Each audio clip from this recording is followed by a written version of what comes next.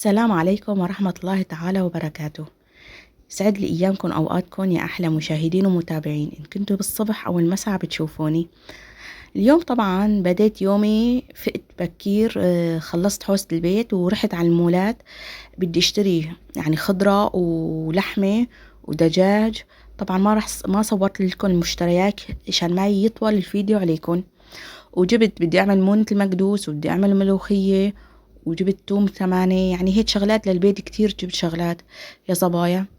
وبهالفترة أكيد نقيت الملوخية كتير كويس وبدي أغسلها. هلأ اليوم طبختي ملوخية بالدجاج، بس ما لقيت دجاج كامل، لأنه بيجي هيك طعمته أطيب من الصدر دجاج ناشف.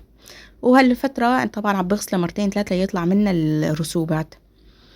ويا صبايا اليوم رح أعمل معكم مكدوس. تابعوا الفيديو للأخير، ولا تنسوا تشتركوا بالقناة وتفعلوا زر الجرس. لا تنسوا هلأ تعملوا لي لايك، عشان لأنه إذا طولتوا آخر فيديو بتنسوا. وتعليقات حلوة بدي إياها منكم مثل قلبكم الطيب. مشاهدينا أعزاء، المطبخ الملوخية أنا بطبخ على طريقتي، منزل الفيديو على صفحتي، بس بدل اللحم حطوا دجاج. هي القصة، ما في فرق كتير أبدا. واليوم طبعا دقت لي جارتي، طلبت مني أروح أشرب عندها كاسة شاي. قلت لها والله كتير صعب، ودوشت بنتي وتعبانة سلامة قلبها، والجو شوب كتير، وبدي لحق طبختي. وجايبة عدة مونة المقدوس بدي أعمل، وبدي أعمل سبانخ كمان، مون سبانخ حطه بالثلاجة. بس ما رح نزلكم مونة السبانخ بالفيديو اللي بعده. وبهالفترة بعتت لي صحن شان يعني هيدي دواء. يعني يا صبايا انتبهوا، هي أهم شيء، هدول العلب اغلقون كتير كويس لحتى لا حيوان يعصى راسه فيهم، خطي حيوانات الشارع، لأنه بيجوا بدهم ينحسوهم أو هيك ياكلوا الفضلات جوات يعني العلبة. حرام بيعصى راسهم وحرام يعني نحمل وزرهم. وبهالفترة طبعا قطعت هيك جبسة باردة، طالعت هيك كم حز وأكلت عن جد لبورد على قلبي. وأكلت كم لقمة من الصحن اللي جايبته لي جارتي، يعني ما كترت بس كم لقمة. ايه والله عشان أصور الفيديو وأطلع يعني. هلا طبعا هي سلطة روسية وهامور بالشي، بس هي على طريقة البحر الأسود. يا صبايا ما بتتخيلوا كمية التعليقات السلبية جتني على الواتساب من أقربائي أو من صديقاتي، لأني حكيت قصة هاي المرأة اللي معها خلاف مع أمها وأخوها كرمال البيت. الفيديو نزل قبل هذا، الفيديو رح نزله هلأ يا صبايا، أولا ما لو ماني أخذ منها الأوكي أو الضوء الأخضر، أو هي طلبت مني أو أنا استأذنتها، مستحيل أنزل فيديو بدون استئذان أي حدا. هلا عندي كتير صديقات، وعندي مثلا بيحكوا لي أسرارهم، مستحيل أفضح أسرارهم على اليوتيوب. يعني إجاني كتير تعليقات أن أنت شلون حكيتي قصة مخلوقة، بلكي مأمنتك، بلكي مدري شو. على فكرة هي بالباص تابعتني على اليوتيوب، قالت لي رح تابع صفحتك ورح شوف يعني شو رح تنزلي عني. لو ماني اخذه منها الاوكي وقلت لها رح نزل قصتك بتحبي، قالت لي تمام نزليه، قالت لي حتى يعتبروا الصبايا، لانه هي محتاره بامرها. وقلت لكم طلبت مني نصيحه، قلت لها ما بعرف شو بدي انصحك، لانه عن جد الشغله بين نارين علقانه، بين الام والزوج يعني. والحمد لله على كل حال. بقى رجاء يعني بلا تعليقات سلبيه وجارحه، يعني انا مو بس هي يعني على اليوتيوب، المشكله اني اقاربي وصديقاتي يعني عن جد جرحوني واساءوا الظن فيني. يعني لا تسوءوا الظن بعباد رب العالمين إذا ما انكم متأكدين.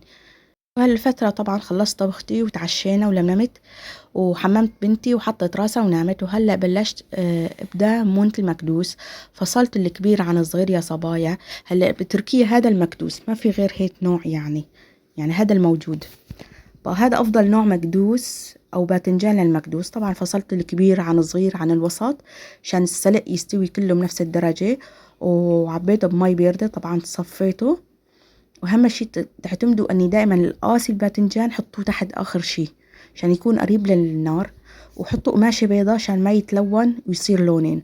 ورام كل هالشي بصير لونين. يمكن المشكلة من الباذنجان، ما بعرف شو القصة يعني، لأني عملت كتير على سنوات مكدوس ونفس الشي. وأهم شي تتأكدوا بأظفركم إذا غرست المكدوسة أو الباذنجان صار طرية خلص استوى، صبوا عليه فورا مي باردة حتى يوقف درجة الاستواء، وحطوا له ملح صخري مثل ما انكم شايفين. هلا في عالم بس بتشقى من بطنه، أنا بشقى من يعني بقسمها من فوق لتحت يا صبايا. وانتوا كمية الملح ما تكتروا، لأنه أنا بالنسبة إلي الدبسة الفليفلة أو الصوص الفليفلة مالح، وانتوا لا تكتروا، يعني يكون ملحه قليل احسن ما يكون كتير. واذا شفتوا راس المكدوسة هيك قاسية، حطوا على الراس ملح لحتى تتخلصوا من مي المكدوس.